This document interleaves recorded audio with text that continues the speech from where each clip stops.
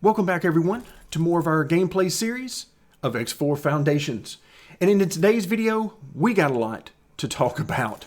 So when we were last together, in addition to working some on the main story mission, I mentioned that I wanted to move into Terran space. I wanted to start building some stations to produce some of the Terran items, since I knew their economy was very different than what we'll call the base game or the default game, and everything that we've been used to, all of the parts and pieces that go into making these ships. Well, I had no idea just how different it was going to be. So right now, if I zoom out a little bit, you can see we're right here in Saturn 1, and we're at the supply base. Essentially, this is the trade station, and I wanted to come and I wanted to meet with the faction representative for the Terran Protectorate. So I was coming to get all of the blueprints that we were going to need. But first, I wanted to get ahead of the game a little bit because I wanted to go ahead and build another wharf, because my plan was to have our initial wharf take care of all of the other factions in the game, and then have this wharf, it would take care of the Terran factions. And we would find out what kind of demand the AI have to use our wharf. And we already know that our existing wharf is constantly full. In fact, let's just go ahead and take a quick look. Let's narrow this down a little bit, get rid of some of the ships. It's constantly full. The queue is always full. I say always, probably 95% of the time. And essentially the only limit to the amount of money we can make out of this particular wharf is keeping it stocked full of resources. Now, right now you can see we're still waiting on resources, but I can tell you we've been building a lot of ships. A lot of ships out of this wharf, and mostly it's been from the HOP and the Paranid, but tons and tons of ships. And I was wondering, are we going to get the same thing from the Terran Wharf? Well, to start off with, I had no idea what this was going to be like. So I came over to the faction representative, who apparently is bored with our presence at this point, and I said, okay, let's buy some blueprints. Expecting to see under production modules a whole host of ones that we would need. No. Again, for those of you who are already very familiar with the Cradle of Humanity DLC and have played through this, you know all about the Terran economy, so just hang in there with me, because right now I'm talking to those of us who are like me and had no idea what they were in for. I knew the Terran economy was different. I had no idea how different it was. They make everything out of 3 items. Computronic, I should say, substrate, metallic microlattice, and silicon carbide. That's it. Now you do see some other things in here. You've got MREs for food, protein paste, that kind of thing, to feed the people on your base. But 3 things is what they build everything out of. The ship's hull, the engines, the shields, the turrets, the weapons, you name it, it's all built out of those 3 things. I could not believe it. So I've gone ahead and bought those, but I haven't used them yet because I'm not sure we're going to need to. I started looking around. Good luck out there. Once I realized how simple this was, and I started thinking, all right, you've got all of these, especially with the Terran Protectorate. You have all of this area. And all of these, which we've seen many times before, you have all these stations. I bet there's a lot of production already up and running. And if I can get by without having to build a few extra stations, that'll be a little easier on the game, a little easier on my computer, maybe fewer stutters, that kind of thing. Then I won't do it. And it turns out there is plenty of production right now for that. May change going forward, but for right now there's plenty of production. So I simply sent some traders out and said, hey, go get me these 3 things and bring them back to the wharf. And that is exactly what they've done. So I'm going to click on the wharf.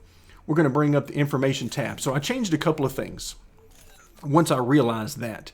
I changed this to the preferred building method is the Terran method, meaning that I want them to prefer to use just those 3 things to build everything where possible. Now, if you're building ships for the other factions, not Terran factions, then yes, you're still going to need the same materials that we've been using the entire gameplay. You're going to need hull parts, and you're going to need antimatter converters and whatever else.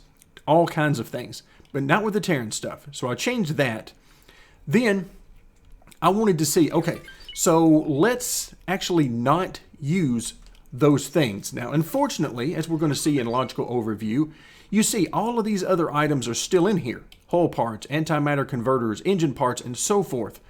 The reason they're in there is because we own blueprints for all of the other factions, and it says, okay, the game says, I'm pretty sure you're going to want to build every blueprint possible that you own out of this wharf, so we're going to give you the possibilities. And you can already see we've got, in some cases for hull parts and antimatter converters, we're already full of inventory for those. That's simply because my manager, I gave him some money and said, hey, let's get going while I was going to work on other things. And so they've already got a bunch of stuff purchased before I realized we didn't need it, because my plan for this wharf is only to do Terran ships. So we're going to build for the Protectorate, we're going to build for the Pioneers, but that's it. We've got the other one to take care of the rest, unless we decide to build a third one to take care of all the demand, because essentially we can make as much money as we want with the wharf, because apparently the AI are just going to keep it full of production at all times, and the only limitation for us is simply keeping the needed materials in stock. That's pretty much it. But this one I wanted to simplify a little bit. So what I did is I made a rule, a trade rule, and I made one called the Terran Wharf, and the only allowed factions are 3. Obviously, we can build our own ships, but then the Pioneers and the Protectorate. Those are the only 3 that we will accept orders from. That keeps us from having to worry about all of these other parts. And then, let's just find out. So I let it run for a little while to see how many ships we would build for the AI, and the answer is 2. So essentially, this wharf is not going to get any business outside of our own. We built 2 ships in a few hours' time, whereas our other wharf is constantly full under the construction tab. Now, right now, we're waiting for some more materials, because essentially we are supplying materials just as fast as we can get ships to move. I am constantly adding. In fact, if we look at the unassigned ships, pretty much everything you look down through here, they are all about bringing parts and pieces to the different wharfs. And I am constantly adding more so that we can fulfill that demand for ships quicker and quicker. We're making tons of money. I forget exactly how much it is, but it is a huge amount of money. We're up to 173 million right now. We can obviously go, and we'll need to go much higher, but I've been buying stuff fast and furious. The one thing we don't need to buy fast and furiously are blueprints from the Terran. So what I also did, it's an honor to see you. If we come back under blueprints, as I said, all right, now let's get some ships. So we own the blueprints for a couple of fighters here under the small side. On the medium side of things, I bought the Katana. We also have the Baldric, which is the trade vessel. That's our trade ship. Now, I haven't gotten into the large ships, and you can see why. It's just tons and tons of money for that. So right now, I'm using my money elsewhere, and I'll simply buy the large ships, because I can buy probably 6 to 8 of those for what it would cost me to just buy the blueprint. We're not quite ready to move into the shipyard and building large and extra large ships. Not just yet. And who knows? If things keep going the way they are, we might not ever need to. So if we hop out, this new Terran wharf now stands as our personal wharf. Maybe we'll get a few ships ordered by the Terran along the way, but I'm essentially assuming that we're not going to get any. So if I come in under the logical overview, metallic micro lattice, let's go ahead and increase our demand there. Silicon carbide, I'm going to do the same thing. Still got plenty of room on the demand there, but let's see, where are we with, there it is, Computronic substrate. I might as well just go ahead and increase that. Now I have some ships dedicated to doing nothing but trading these 3, but you can see we've got quite a bit. So I was wondering, how many ships can we build with that? So if we come back out, let's find out exactly what we can do. Once again, there you see we've gotten some resources in. Let's go ahead and hide that. Now keep in mind, every one of these ships, they're all for different amounts because they all have different loadouts. The AI decides that. It's anywhere from say 250,000 credits up to close to 1 million credits on all these small fighters. That's really all they ever build there are the small fighters. In fact, I don't even think in this playthrough I've seen a medium ship go through construction in one of our wharfs, but we are making plenty of money there. So let's go ahead and get rid of that. Let's click on the Terran Wharf and build a ship. Now remember, we're only going to build Terran ships here. And in fact, let's just do katanas. Okay, we could build the Nemesis, but we're going to need a lot more different parts and pieces. And for that, we will simply use the other wharf if we want to do that. Now, the reason I like the katana is the speed. It is certainly not the greatest hull that we could have. We could get some different ships that would have about twice the hull in the medium variety for that, some of the frigates. But for this, let's actually take a look. I think I have one, yeah, the wharf version of this. So everything you see on this ship is going to be of the Terran variety. So we've got a Terran combat, even though I would actually prefer, in fact, let's take a look at the difference here. I would prefer to put some different engines on it. For example, the Paranid, because they are fast. But as you can see here, 534 meters per second is plenty fast. But if I go to the Paranid, 647. So yeah, it matters. But keep in mind, if I chose this one, we would now get into needing engine parts and so on and so forth. So we'll stick with this. The good news is, if I ever want to do some upgrades to these ships that I build here, these Terran ships, I can simply send them to our other wharf or any wharf in the game for that matter and get any parts and pieces that I want. So always keep that in mind. We start out with a pure Terran vessel and then we can change it to our heart's desire once we get it out. But here we're using the Terran motor, then we get the thrusters, the Terran Shield, which is the Mark II. Now, also keep in mind, as we look at some of the different options here, the Shield right now, 12.8. The Paranid, only 11.9. And then Argon, 12.5. So there you can see, there are differences among the factions. Now, the weapons, here's another difference. Proton Barrage, this is essentially the same thing as the Bolt Repeater. It's the Terran version of that. And then we also have, well, of course, we've got the Mark I and Mark II versions of that. In fact, let's go ahead and change that. I didn't have the Mark II version earlier, so we're going to go ahead and change this. But if we go up to, we got 4 weapons. I'm using the Pulse Laser, the Terran version of the Pulse Laser, Mark II version, on numbers 2 and 3, which, by the way, coincide. Here are your 4 weapons. Right here. So you can see 1 and 4 are your 2 top weapons, and then 2 and 3 are the bottom ones. That's why I decided to do what I did with having 1 and 4 being the same, 2 and 3 being the same. Makes absolutely no difference, really. But visually, I just like the look of it. So there we go. We got the Pulse Laser and the Proton Barrage. In fact, let's go ahead and update our loadout. All right, so we are good to go. That takes care of the weapons. Now let's move down to the turrets. We got a couple of turrets. And again, going with strictly Terran models. What I really wanted to do on here was put flak. I wanted to put flak up there to swat away some of these fighters that we'll be going up against. But remember, we can't do that here. So what I'm thinking I may do a lot of times is simply not put any turrets on there to save the materials. And then simply send these guys over to our other wharf and have them upgrade to the flak. So let's actually go ahead and do just that. So no turrets on top.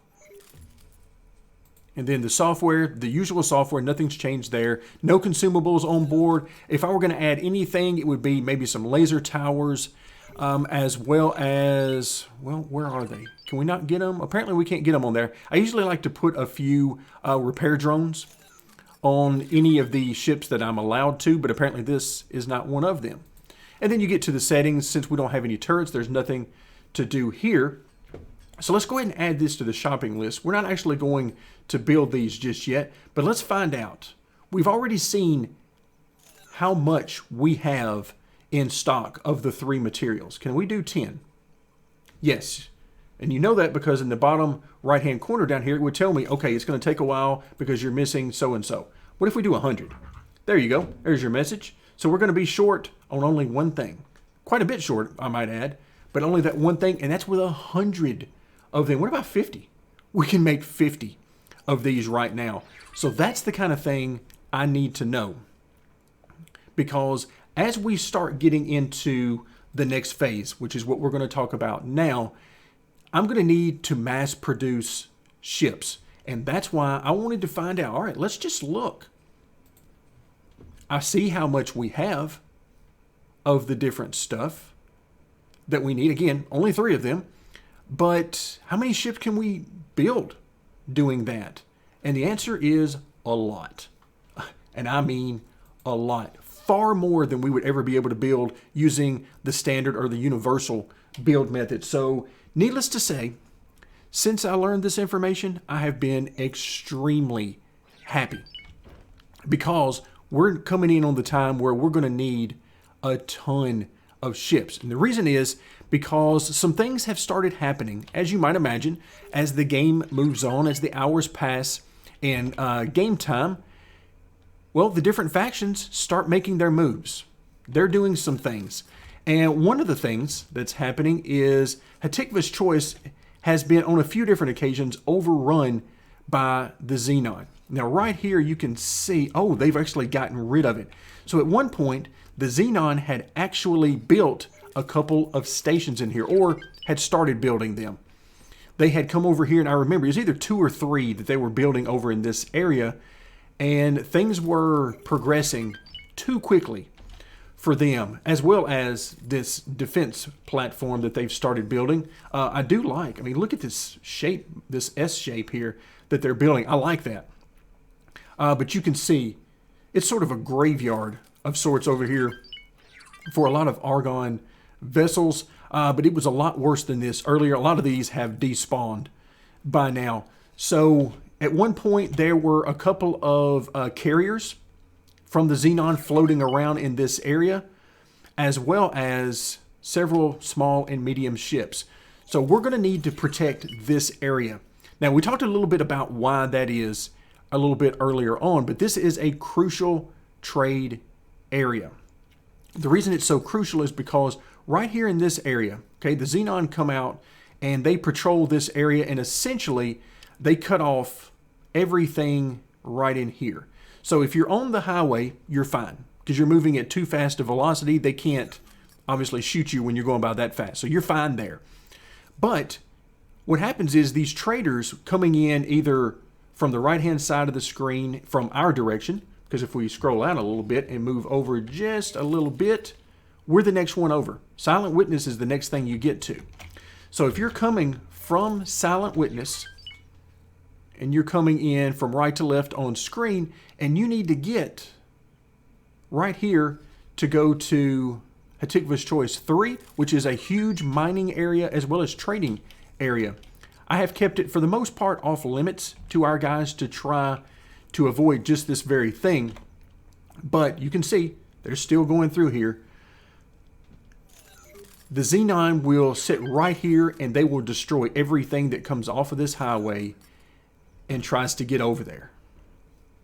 The same thing if you are trying to get up here to some of these stations. Again, they're patrolling the area. So they are a huge, huge problem. And nothing makes me feel worse than to see huge vessels sitting up here. I mean, this is a large trading vessel and it got destroyed in this area. So we're going to want to start patrolling this area, and ultimately I'm going to build 1, maybe 2 defense stations in the area to try to make sure that the Xenon activity is contained from this jump gate. So all of this represents a change for us, because up until now it has been all about building out our trading fleet, our mining fleet, focusing on stations and materials, all of that.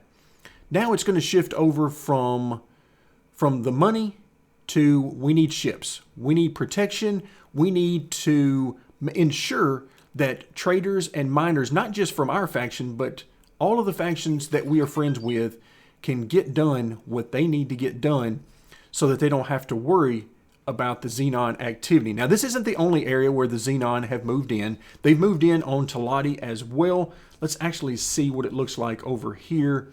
I can see they've got a raiding party over there, but you can see there is a huge military presence. There's even more over here. So Talati is taking care of it. Here is the jump gate that the Xenon use here. So for right now, things are pretty calm. But probably an hour or so ago, it was anything but. There was a lot of bloodshed going on in the area. So those are just a couple of the Xenon threats. Right now, everything is looking good in our area. You can see there's the flying V that I like. That is what I want. And these guys belong to this particular behemoth. And these things are not all that expensive, relatively speaking. That's why I'm not terribly worried about starting to produce our own large and extra large vessels. So let's actually take a look. So if we go under buy ships, this is the Argon version, by the way, of this. So if we come into, here's the Behemoth Vanguard, large ship. I mean, you've got the two weapons here on front. You don't have any choice over those. Whenever you get down here to, in fact, let's just go ahead and do our particular loadout that I have. And you can see that my particular loadout is a little over 20 million credits. Now, still pretty expensive. You don't want to go in buying, 10 or 12 of these at a time, but that's nothing compared to some of the others I've seen. Some of the Terran versions are almost double that, if not double that, for a similar loadout. So if we come down to the weapons, you can see only one option here, the main battery weapon. But when you get into turrets, we've got 4 medium and 2 large turrets that you can see. We've got turrets here along the top. And the way I have been doing these, and it's something I kind of like doing. So we've got our 2 large turrets. So one of them is right there and the other one is right here. I've been doing one of those as plasma and the other as pulse, because not that I'm an expert, but doing some reading online, those seem to be the 2 best options that I could find for large turrets. We get down into our medium turrets.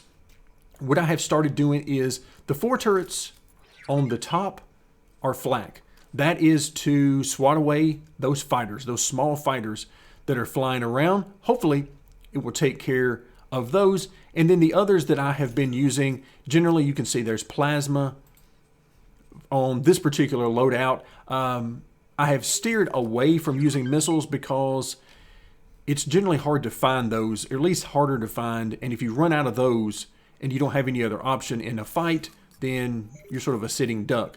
So I tend to go with the bolts or plasma, sometimes the pulse as well. But that is what our large ships look like. Now, there are other options. In fact, some other options that I actually like better. And let's take care of those right quick. And this will also give you guys an opportunity to see, oops, I'm in the wrong one. You can tell I spend a lot of time in the wharfs, so by default, I just usually click on those. So let's go look at large. And right here, we can't actually do anything. I forgot about that. Apparently, we have not reached 20 with those. That's no problem, though. We can come right over here to Holy Vision because we are in good shape with the HOP. So we come in here. We've got 2 models. The Odysseus, we've got Model E. You can see 128,000 hull there. And then we've got the Sentinel, 119. I believe... Nope, I did not save a preset on this one. Okay, I think it was because of cost. Let's find out real quick. So let's just go ahead and outfit this bad boy real quick. And I'm going to try to do it essentially identical to what I put on the Behemoth. We're going to use the Mark II shields. And again, there you can see the shield isn't near as good. But keep in mind, anything we build, we can always upgrade it later on to some different technology if we want to. All right, so there's our 2 weapons. Let's do the turrets. large. We're going to do 1 plasma and 1 pulse. And we're going to do the shields. I forgot to do. We got 4 shields here. Let's see. Let's make sure we do this. There we go. That definitely helps out the old shields whenever you do that. Okay, good to go. Trying to make sure we fill up everything that is available so that we get a good comparison between the 2 ships. Already, you're noticing some things if you're looking in the top right-hand corner. We got 1 more large. Again, this now has 3 areas for large turrets. You notice there's 2 there, only 1 there, but now we got 1 more there, and I'm just going to put plasma on this one and more shields, because you cannot have too many shields. And just to keep things simple, I'm going to actually put, where is it? Oh, they can't build the flak. Well, that's unfortunate. So we'll just choose bolts. We'll do a couple of bolts on there. And take care of that. And okay, so now let's do plasma. Again, trying to make this as close to the other loadout as I can. We'll do a pulse here. And that'll be good. Not that the difference in price is going to be huge, but you're starting to see some differences in the 2 ships, differences in hull, shields, the number and amount of weapons, all sorts of things that you're noticing differences, and this is why you want to shop around. So we'll throw another pulse in there. Okay, so that takes care of that. Software. Okay, let's go ahead and get those. Consumables, I'm not going to add anything in there, but those are some of those repair drones I like, as well as the laser towers. Prefer the Mark II, obviously. Why not get the best version you can get? And then let's go crew. Now, the crew is pretty small on this one, comparatively speaking. I want to say the Behemoth has over 100 on it, and these can be very useful to load up with Marines if you're going to try to capture ships. But for here, let's go ahead and we'll just put, say, 40 Marines, and then the rest will be service crew. And then the settings, I'm not even going to worry about that, because what we're here for is to see the difference here. So 16.8, not bad at all. And that's why eventually I'll probably use some of those. But it just gives you an idea of the differences between the different factions. Not every faction is the same. Not all the different weapons are the same and have the same effectiveness. But now you get an idea of where we're going for the future. One more thing that I want us to take a look at, and then also remember, Antigone, they have the best versions of the Argon weapons, and as well as the ships. So keep that in mind as well. More expensive, and we're dealing with large and extra large vessels. It can be a good bit more expensive, but they are better. So let's look at the extra large, because one of the things I'm going to want pretty soon is a carrier. And the carriers can be great because you can put a huge number of ships simply on the carrier. Now, we're not talking docks here. It has 4 medium docks and 8 small docks. Now, the medium docks are up here on top. The smaller docks, if we can zoom in a little bit here, are right down here in the center. But we're talking about capacity, because you can put 10 medium ships inside of this carrier and 40 small ships inside here. And let me tell you, when this thing is patrolling around and all of the ships are inside here, you'll just see the 4 here and the 8 down here. But as soon as the attack order is given, you'll start to see ships flying from everywhere. They will come out of the woodwork out of this ship, and it is absolutely awesome to watch. But that is what we have in store next. Again, we have large ships now. We have actually 3 of them. I believe the next step is going to be extra large. So if we hop in here, of course I already have a loadout for this. You can see not all that much more for the loadout that I have. Might want to make a few changes to the loadout, never know. But this is nice. this is where we're going. So we're going to need a lot of ships if we're going to attack the Xenon. So my ultimate plan, assuming of course we don't run out of time and the Tides of Avarice gets released during the course of this, we are going to start to attack on their terms, on their land. So we're going to come into, where are we at? There we go. Hatikva's Choice. We're going to jump through this jump gate. Once we get this area secured, we're going to continue building ships, and we're going to start jumping up here into their areas, the red areas, and we're going to try to push them back and push down their numbers. They have their own wharfs, and they have their own shipyards as well. So we're going to try to take the fight to them. But again, we'll see how much of that we get done. I'm trying to get as much done as we can before the new DLC comes out. But we'll see how all of that is going. Remember, a lot of this is being pre-recorded, so by the time you guys see some of this, who knows? Maybe the DLC has been released, but we will be getting there as fast as we can. Let's see, what's going on up here? Oh, they're attacking the defense station, trying to keep this thing from being fully built. So there you have it, folks. That is a status report on where we are, how far we've come, and a status report on where we want to go in the future. Now, once again, I have not forgotten about the main story quest, but my understanding is that where we're going with that terraforming is a very, very end-game type activity, and right now we have other priorities. So that's going to do it for today. Thank you guys so much for joining me, and stick around for more X4 Foundations.